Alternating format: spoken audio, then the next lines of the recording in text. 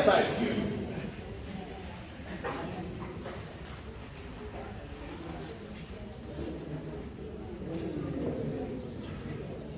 In a few ways, the urea cycle is going to be similar to the TCA cycle, and that's why it's called a cycle, after all. It's going to be similar because, well, the same way the TCA cycle starts with a certain molecule, which then becomes an end product to the cycle, and thereby not bringing in a net gain of molecules because the end product is used for some of the reactions in the process. This is how the urea cycle is also going to play out. And you will also notice that it will be circular in nature because of this. So, you and I saw where ammonia was actually produced from oxidative deamination of glutamic acid.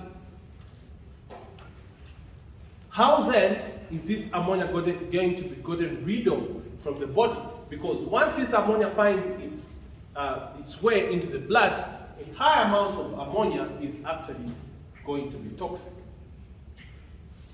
Ammonia is going to be excreted from the body in a number of reactions, series of reactions, and what is going to happen is that this ammonia is going to be combined with carbon dioxide.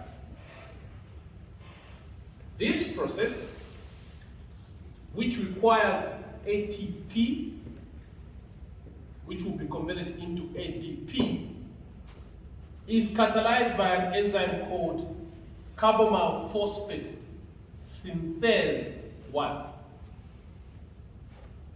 And the one has been emphasized because the carbonyl phosphate synthase 2 is usually used in the process of formation of purines and pyrimidines. So this reaction would actually add a phosphate to this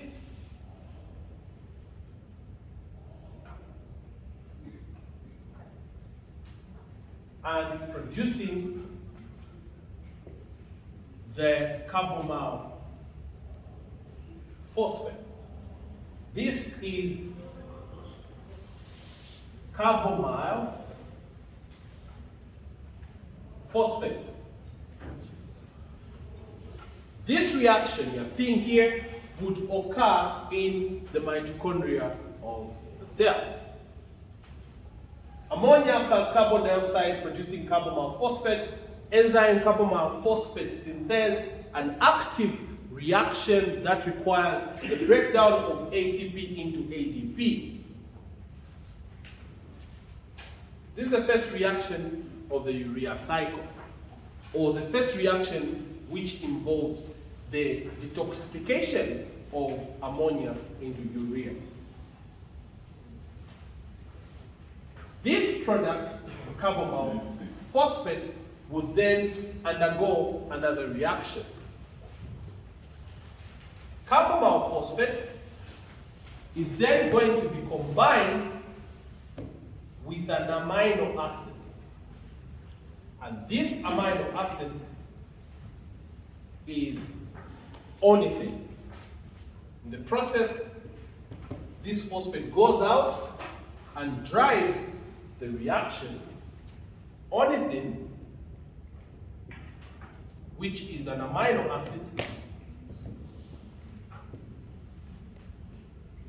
and yes, it's an amino acid. You may not be very familiar with ornithine because this amino acid is not coded for in the genetic code. So ornithine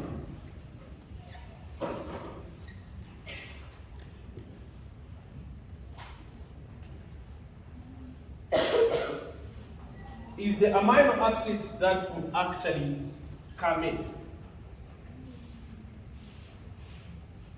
This is,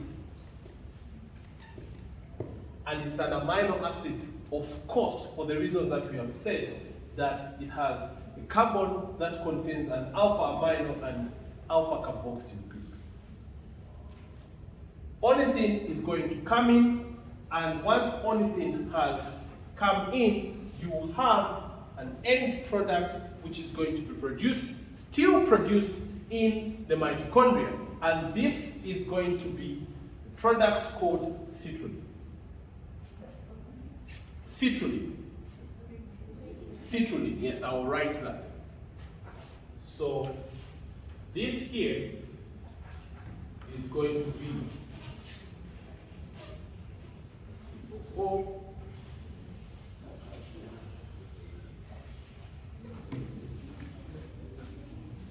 Let me write this clearly. H.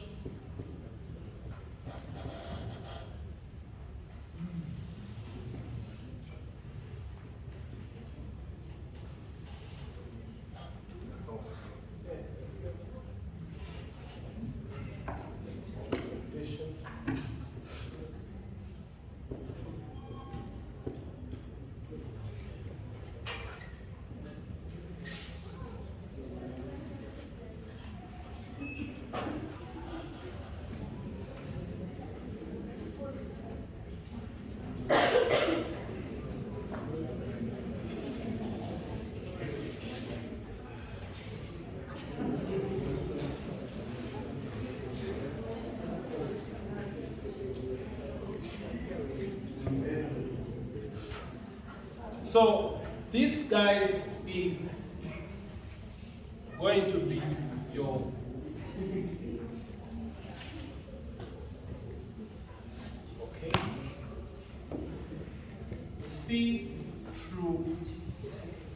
citrulline. Citrulline, which is produced, is actually going to be produced in the mitochondria as well. And it has been produced by combining your carbonyl phosphate, releasing the phosphate, and then attaching this onto citrulline, onto ornithine to produce citrulline. The enzyme is called ornithine transcarbamylase. Ornithine transcarbamylase, particularly it's saying ornithine, transferring the ornithine onto carbonyl phosphate. Ornithine transcarbamylase. This is the citrulline, and once citrulline has been produced in the mitochondria, this citrulline is then going to cross the mitochondrial membrane and enter into the cytosol. So, unlike the TCA, which mostly occurs in the mitochondria, the urea cycle would have part of its reaction occurring in the mitochondria, while another part would occur in the cytosol. So this citrulline would be transported out of the mitochondria and find its way into the cytosol. So let's say citrulline has now been transferred from the mitochondria and is in the cytosol, and from this cytosolic citrulline we can then undergo, it is going to undergo a number of reactions as well, a few more reactions which will ultimately lead to it being converted into urea. The first reaction particularly would be that this citrulline is going to be combined with a molecule of aspartate. The amino acid aspartate, okay, want to keep these consistent.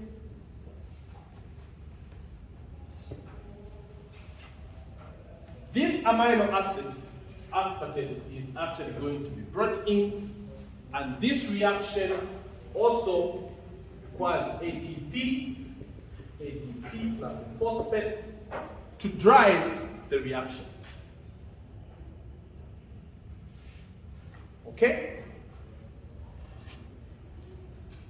The end product is actually going to be arginino succinate. here we have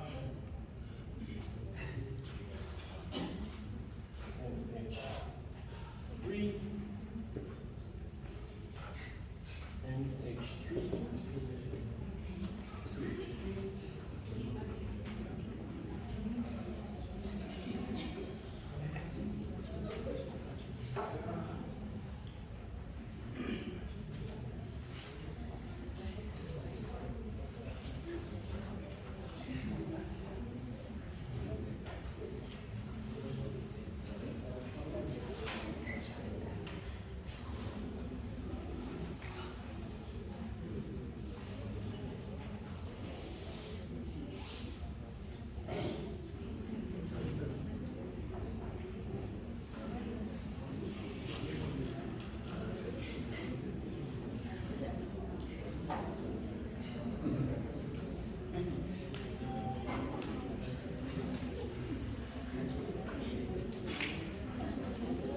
This, guys, is arginino succinate.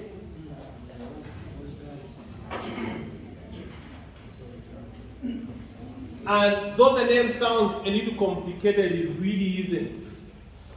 Arginino from arginine, the amino acid, because if you look at the structure, this is somewhat looking like the structure of arginine down here. And then succinate, because also this, when you look at it closely, you'll see that it looks like a succinate. Arginino succinate. Arginino succinate. The enzyme is arginino succinate. Arginino succinate synthetase.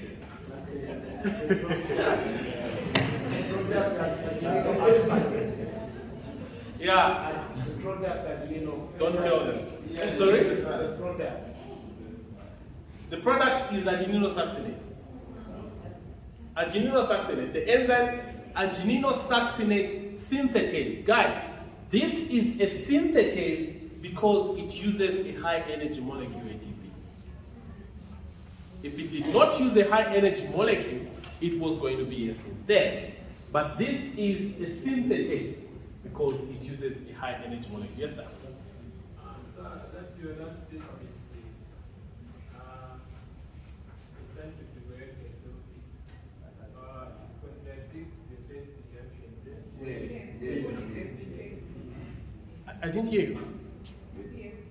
You are saying that the enzyme is a synthetase because it's using a high energy compound. But that contradicts the first reaction. The ammonia plus carbon dioxide, the enzyme there is carbon monoxide synthase. Yet it is using a synthase. Okay. So, I think this, what I think, that's a very good point. I really appreciate that. I think this is supposed to be a synthetase as well. Yes. It is a synthetase. So it could have been an error on my part. Yeah. So, sir, Yeah.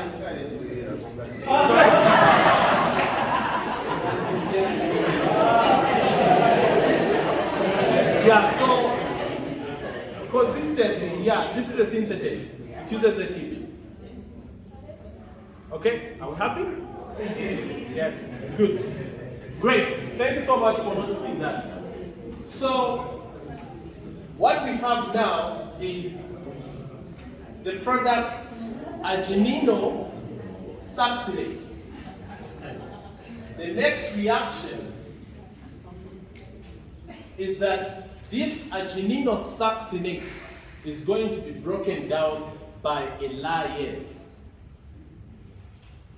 A lyase which is going to remove a fumarrate from there. This will come out as a fumarrate, and this will be, okay, this one will be very visible. Let me put it down here. A fumarate comes out. Look how fumarate looks like.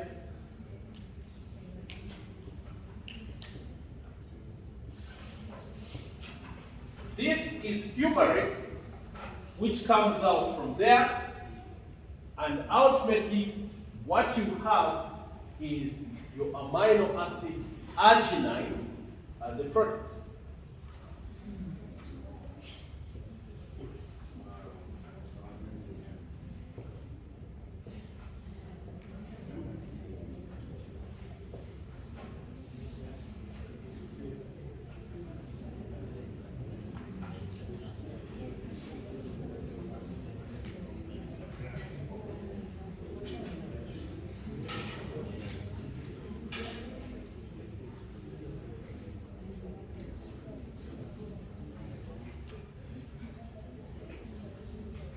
Okay?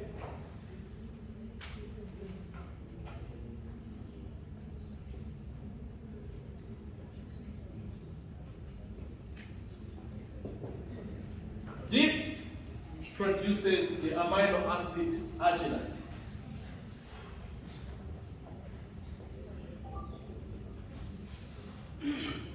The enzyme is called arginino succinate lyase. It's a lyase. Remember what the role of lyases are? They actually break bonds. So it has actually broken the bond, releasing fumarate, releasing a fumarate and releasing arginine there. So this product fumarate is actually going to undergo a few reactions which you could be familiar with. For example, fumarate is going to be is actually going to be reduced to malate. The same reaction you see in gluconeogenesis, right? The same reaction you see in the TCA cycle. Is it? No, it's actually the reverse. Yeah, it's the same reaction.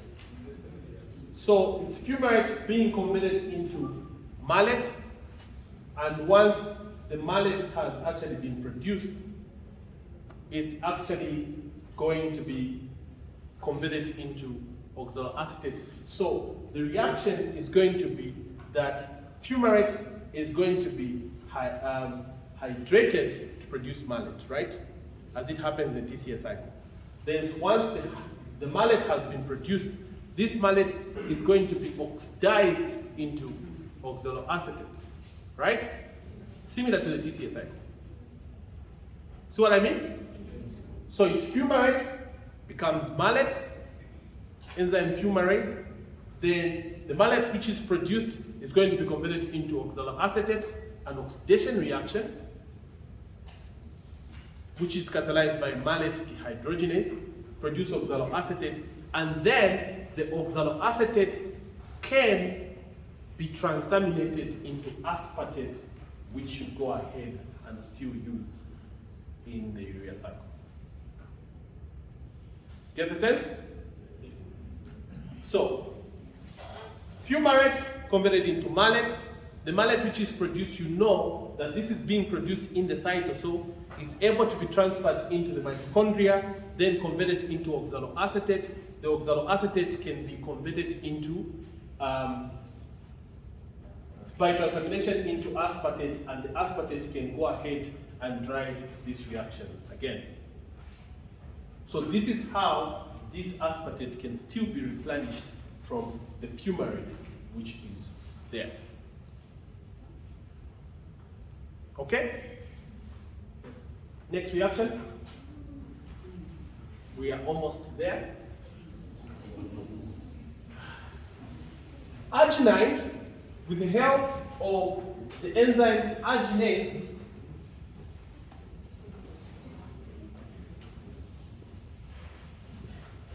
arginase is actually going to hydrolyze this arginine and remove what we have been waiting for.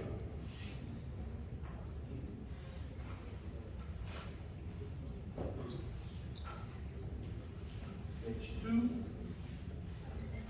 and H2, like that. This part goes out, and the end product is ammonia. So what we just said is that this arginine will be broken down by arginase into ornithine. Ornithine, which was one of the intermediates of synthesis of urea. But one key thing is that we have our end product urea here produced from this part. Enzyme arginase. End product urea and ornithine, and the ornithine enters into the mitochondria, combines with carbonyl phosphate to continue the urea cycle. Again, so this, friends, is the urea cycle. How is it regulated? I'm glad you asked. The regulation of the urea cycle is particularly by regulating the regulation of the enzyme carbonyl phosphate synthase 1. And this would usually depend on the concentration of arginine, and the arginine should be in the form of N-acetyl, the concentration of glutamate, which should be in the form of N-acetyl glutamic acid. And this would particularly occur when there is a high amount of glutamic acid that is being produced. The high amount of glutamic acid being produced would usually happen in a circumstance where you have consumed a lot of proteins. This is where you see high amounts of glutamic acid, because it will actually be produced from these amino acids through process of transamination, and also in a circumstance where there is a breakdown of amino acids as well. So this, friends, is how the urea cycle plays out, and this is how you get rid of your ammonia from the body rather than it accumulating in the blood. One good thing is that in the labs where you and I usually do our work, you find that you tend to check for the concentration of urea. And particularly what you want to check for is the urea that is available. High or is it low? When the urea is high, one of the reasons why urea could be high is because somebody could have kidney failure, because this urea tends to enter into the blood, goes to the kidneys where it's excreted. So checking the concentration of urea in the blood together with checking the concentration of creatinine would tell you how the kidney is functioning. Is it able to properly excrete urea? Is that okay? So guys, I'm done. Thank you guys.